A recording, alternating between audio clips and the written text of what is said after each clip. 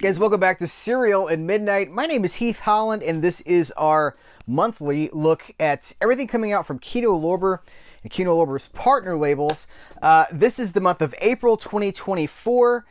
Now, there were a few, like 5 Kino Lorber Studio Classics titles that were announced for April that have been pushed back to May. So if you're expecting to see something here and you don't see it, it's probably what's going on. We'll cover it in a future video. There's a lot of ground to cover here. Frankly, I haven't seen most of it yet, so I'm going to try to keep my editorializing to a minimum.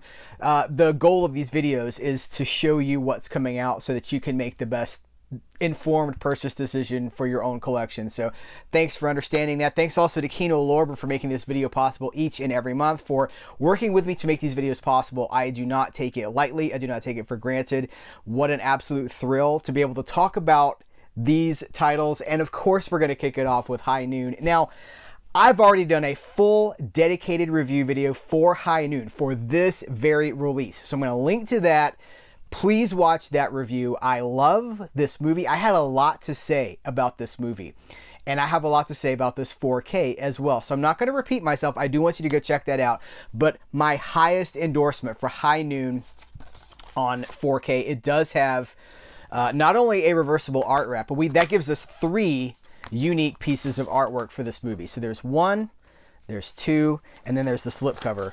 And it is really loaded up with special features. We've got the commentary with Alan K. Rhodey. We've got a commentary with Julie Kurgo. We've got the making of High Noon and 5 featurettes that have been carried over from previous releases.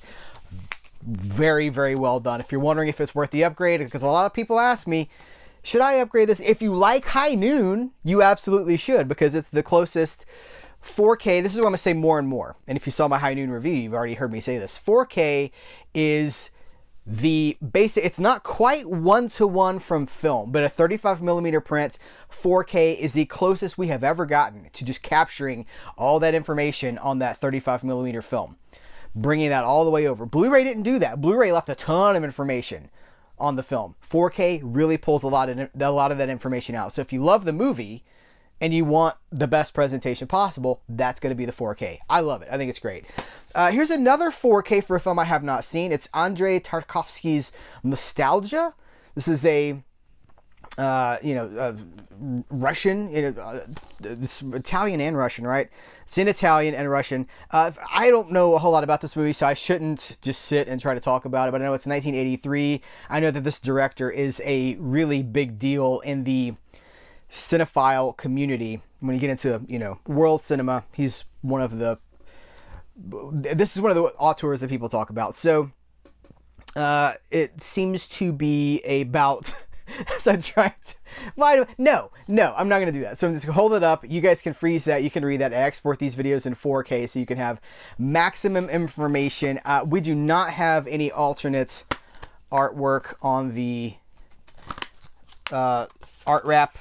There's not a reversible art wrap. We got a new audio commentary by Daniel Bird, and we've got the Blu-ray has a bunch of exclusive special features. If you guys, this is kind of esoteric, right? And I know that. So if there are any film fans in the audience watching this that have anything to say about this, I would love to hear what you think about it, right? Because that's, I think a lot of us are going to be coming to it probably for the first time.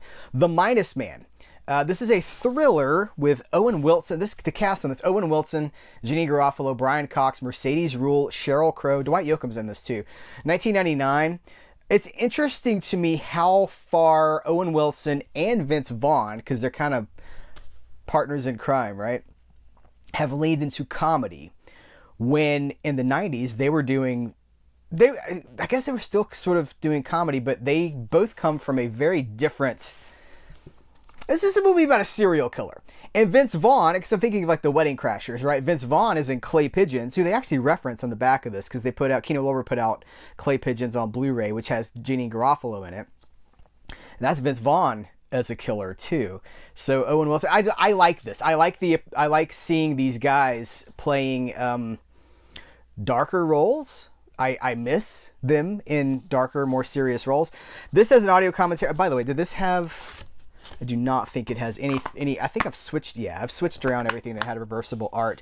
This has an audio commentary by the writer and the director and the producer, and it's moderated by Max Every.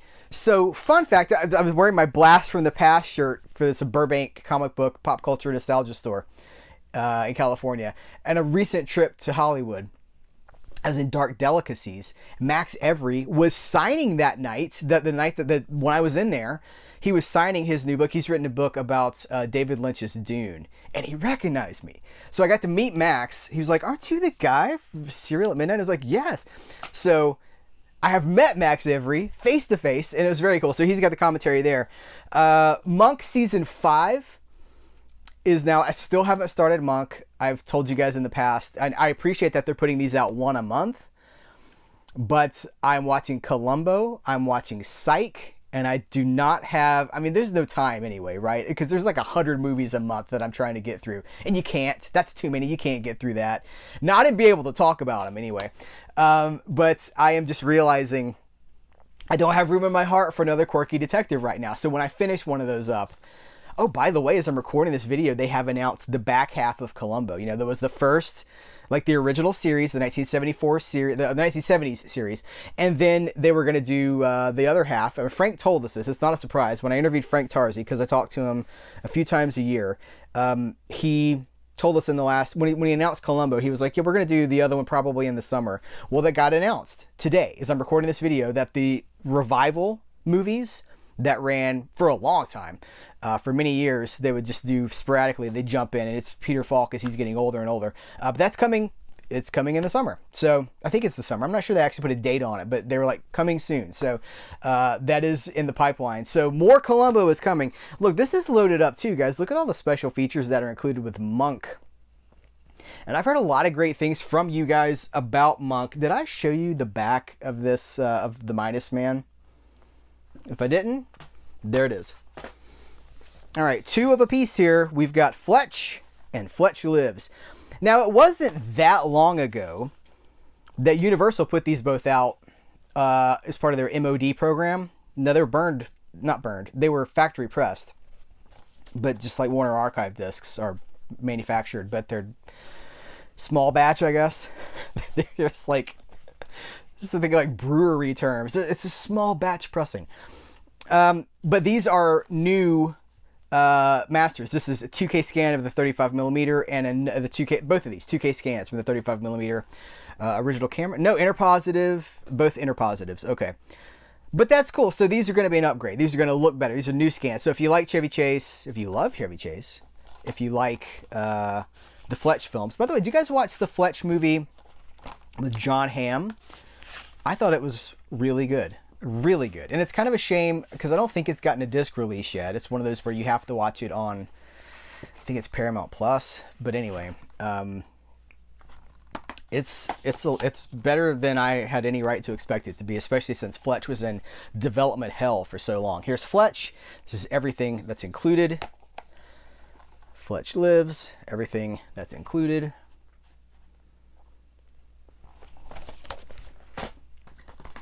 This is a strange little movie, you guys. You never can tell.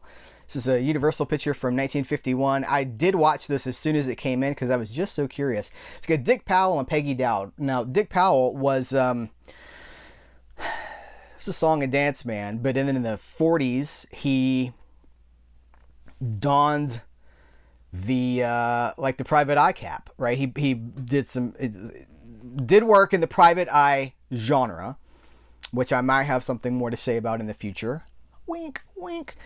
And this movie features him as a private eye, but the twist on this is so strange. First of all, 2K scanned at 35mm fine grain, so it looks really, really good. The droll Dick Powell stars as hardboiled PI with a taste for kibble in this over-the-top screwball comedy when an eccentric tycoon leaves $6 million to his faithful dog, King. Trustee Ellen Hathaway is besieged by fortune hunters when they learn she's next to inherit. After the German Shepherd, the dog, King, that the fortune got left to, is poisoned, King's spirit is granted special permission to go back to Earth in human form and help clear Ellen's name. It's like, you know, all those movies. There's a bunch of movies where like you died too soon. You got to go back and fix the unfinished business. This time it's a dog, and he goes back and like he's a private eye to solve the crime. Now it doesn't make any sense if you try to come at this logically. It makes no sense because he's like, how does he know? Like, he's got an office, he's got like clients and stuff, he's got relationships with people. How? It's like he just dropped into this reality. You can't question it too much. You have to just be like, okay, so he's a dog, and now he's a private eye. He's got to solve his own murder. It's like DOA with a dog. It's not great, honestly. It's not great, but it's interesting and it's a fun formula. And like his partner that's helping him with all of this was a horse. So she is like, you know, sort of the all these private eye stories often have like a non-threatening, non-sexual secretary or like an assistant or something like that, like the Della to the Perry Mason. You know, well, she's a little sexy, right? But the not the love interest, you know, and that's that role. But she was a horse, and so it's strange. There's a scene where they go to animal heaven. Okay, they go to animal heaven, and this is a 1951 movie. It's black and white, and it's so weird. It's so surreal and strange. And there's like they're talking to like, I'm not going to tell you, but it's worth watching for sure. Audio commentary by Michael Schlesinger and Darlene Ramirez. So. Love for the movie. Here's another one that I really, this is obviously I connect with the Hollywood, like the Hollywood studio pictures that have been in the archive. That's my sweet spot, as you guys well know. So I haven't gotten a chance to check this out yet, but this is The Looters, which I'm very interested in. 1955. Rory Calhoun, Julie Adams, Ray Danson. It wasn't too long after this that Rory Calhoun retired to television to be on The Texan, and then, you know, stopped making theatrical films for a while. Then he went back to it, and then back to television again. But new HD master from a 2K scan of the 35mm fine grain. We got an audio commentary by Toby Rohn. 50 westerns from the 50s. That's all the studio classics, right? That's my lane, and that's all the studio classics. So the rest of these I'm probably going to power through relatively quickly because I just don't know a whole lot about them. This is True Love with Annabella Sciorra and Ron Eldard. Nancy Savoca is the director of this. This is a 1989 movie. It was the Sundance Grand Jury Prize winner that helped jumpstart the 90s indie movement. So you got my attention right there, Kino Lorber. But it's a seminal work of Italian-American cinema. And they've got a nice little clutch of special features. The special features are so fetch, you guys. No reversible artwork here. I believe this was a February release, but it just got sent to me by Kino Lorber, so I'm going to talk about it here. This is 3 films by Jean Maro.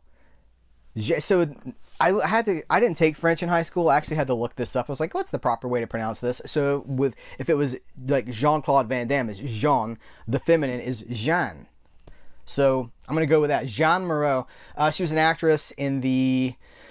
did they give a time frame here? Between she made these 3 films between 1976 and 1983. Her 2 feature films, Lumiere and The Adolescent, along with the documentary Lillian Gish, newly restored thanks to the Foundation Jean Maro, are available for the first time on Blu-ray. These are fairly loaded up, so I don't know. Again, this is not my lane. I don't know a whole lot about it, so I'll be discovering it. But if you've seen these movies, just like with the Russian cinema. By the way, I like this red. There is some stuff. Well, there's nothing back there. This one does have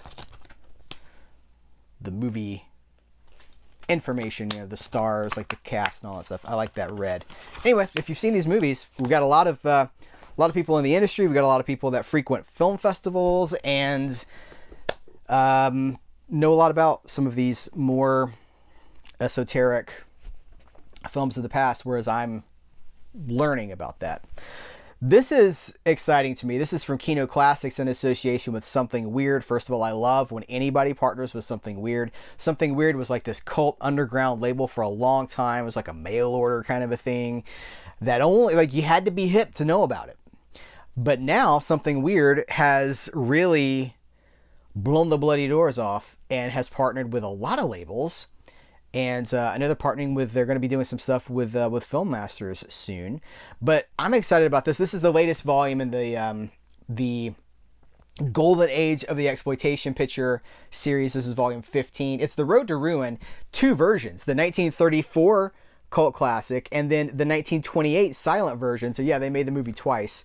One of the most popular films of the exploitation cinema era. The Road to Ruin is about a group of wholesome high schoolers whose flirtations with vice launch them down a slippery moral slope to death and degradation.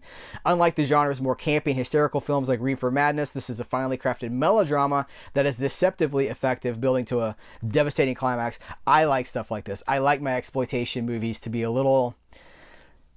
I don't even know how to... I like when there's when they're skirting boundaries, when they're skirting production codes, or they're skirting what you can and can't do in a movie. When you can just do anything and see anything, it's a little less interesting to me. I like the dance.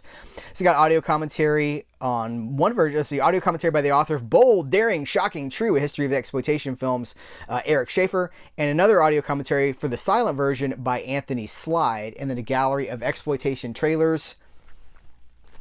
Good stuff. This sounds truly bizarre. Here's the slug line from Cine Europa. Sin Europa, an explosive mix of kung fu, heavy metal, and Orthodox Christianity. The Invisible Fight. This is an Estonian movie. Now, I've only seen a little bit of stuff from Estonia, and everything I've seen is weird.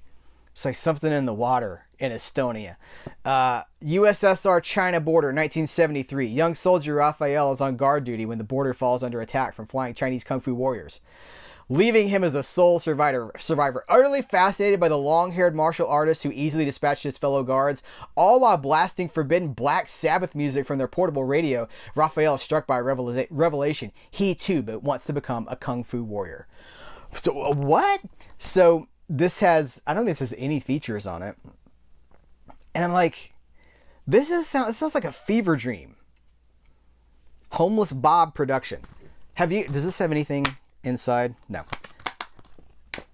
It sounds so strange. Household Saints. This is another indie movie, Italian-American indie movie, isn't it? Or is this, let's see. Milestone Film and Kino Lorber present a new 4K restoration of a film by Nancy Savoca. Oh, I should have included this earlier. This is Vince D'Onofrio. It's Lily Taylor. Who else is in this? It's produced by Jonathan Demme, one of Corman guys who would go on to direct bigger pitches like Silence of the Lambs. I was looking for the cast. Vince D'Onofrio, Tracy Ullman, Judith Malina, Lily Taylor. There's a ton of stuff here too. We got Nancy Savoca's student film from 1982. Oh, two student films. 2023 making of. There's a lot of stuff here. Household Saints. I'm curious about this. This is one of those that it could go either way for me. This is Mad Props. It's about prop collecting, like movie prop collecting. And I have to get rid of my baggage for all this because obviously my time on YouTube has taught me that, you know what, I'm not going to editorialize. I said I wasn't going to editorialize. I hope that this is like a loving look at film and pop culture fandom. And not just like, I gotta have this thing. I sold my house to get this thing. Because we have a lot of that. And I don't love... I said it in one of my recent videos. I am fighting the movement of movies as baseball cards. The idea of like, you gotta... Like they're Pokemon. Like, you gotta catch them all. You gotta have them all. Like, movies... And that's so much of the conversation on YouTube. It's just people... This is out. I got this. It's got Robert Englund in it. He played Freddy. I like to talk about movies. And I realized recently that it was like 2 years ago, I did a video with Aaron Penn. And we were like, oh, collecting has turned into something that doesn't, like, I've always considered myself a collector. And then I realized about 2 years ago, it's like, oh, the people who are considering themselves collectors now, they're like a whole other, it's all about value and profit and all that stuff. So I hope that that's not what this is. And I'm not saying that it is what it is. I'm just saying, having not seen it, I have to go in as blind as possible. Sometimes that's hard for me because we all have biases, right? He's an avid movie. Tom Biolchini is an avid movie prop collector. Knew why he loved collecting props from his favorite films. But like any collector, everyone is different, so he's curious to meet other collectors and their collections. He decides to journey across the globe and find out what it was about movies that led others to seek out and own some of the greatest pieces of movie history. Four Daughters. This is, it sounds really intense. This is a documentary that takes place over, let's see, they gave a time frame on this. It's attempting to answer the question of how and why the Tunisian woman's two eldest were radicalized. It reveals a complex history, basically trying to figure out how, well, what we just said, but then they use actors to dramatize past events. But it's a true story. It's like a drama. It's a documentary about. It pushes against conventional boundaries of the documentary form to explore the nature of memory, rebellion, and the ties that bind mothers and daughters. We got a interview with the director and a theatrical trailer. Oh, this is so my jam. Lost Angel, the genius of Judy Still. Featuring Linda Ronstadt. We're talking about that Laurel Canyon sound, that folk rock stuff from the late 60s, early 70s that I just love. This has Linda Ronstadt, Graham Nash, Jackson Brown, David Crosby, David Geffen, Fleet Foxes, Big Thief, J.D. Southard, Sean Colvin, and Waze Blood. Very, very interested to check this out. I just need to create more hours in the day so that I can get to everything that I'm interested in. This movie, what rhymes with reason? So I was reading the back of this. A tragedy ignites a group of teens to find the legendary landmark hidden in the wilderness, together to navigate adventure while confronting darkness within themselves, channeling teen classics like The Goonies and The Breakfast Club. Red flag. The story wrestles with depression, anxiety, doubt, and identity. What rhymes with reason sparks a fun and emotional tale of hope for the whole fam. Red flag. A coming-of-age film every teen should see, says Randy Titano from Epoch Times. Special features behind the scenes, earning the right to be heard. Okay, fine. Other special feature, The Study. Small group study videos. Red flag number 3. I think this is a Christian movie. I think this is even an evangelical movie. And I was looking on the back and like these kids have their hands raised and stuff. I was like, oh, this feels like a church movie. Nowhere does it say that, but experience, you guys, because that's where I come from. I come from that scene. Pentecostalism and, decades of that in my past. And so just reading all this, I'm like, and referencing the Goonies, referencing The Breakfast Club. I'm like, this sounds like a youth pastor trying to connect with the kids. Now, look, haven't watched the movie. I'm not disparaging the movie. It might not be that at all. I'm just telling you guys from my take, that's what it seems to be. Hard switch here, Skin Deep. This is it's a body swap movie, but instead of like wacky shenanigans, it's to teach tolerance and like broadening horizons and stuff. So it's a couple that switches bodies with another couple for a chance to find themselves, or some of them, a chance at escape. Free from the constraints of from her body, she learns to be happier, have a fresh outlook on life. So it says it tells a story that transcends bodies, embracing the endless fluid possibilities and question of what it truly means to love someone. So, I'll let you guys read that. Underdog. This is a documentary that took place, I think it was filmed over 10 years is what they said. It's about this guy, this farmer. Doug Butler's a hardscrabble Vermont dairy farmer with an offbeat passion. Dog mushing. A local folk hero, Doug's ease with cows, dogs, and people is a joy to behold. And when he trains his team of mutts on his family farm with a dream to compete at the World Championships in Alaska, his teenage exuberance seems to erase the tired lines of his 65-year-old face. Meticulously captured over the course of a decade, Underdog paints an intimate verite portrait of Doug Butler as he puts a curiously optimistic twist on the family farm tragedies that have so marked American rural life.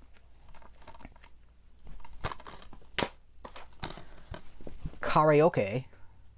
It's Israeli films about a couple in Tel Aviv who the guy, he's their neighbor, a worldly modeling agent and bachelor who has these karaoke parties. They become obsessed with him and they start to compete for his attention. That's what it says.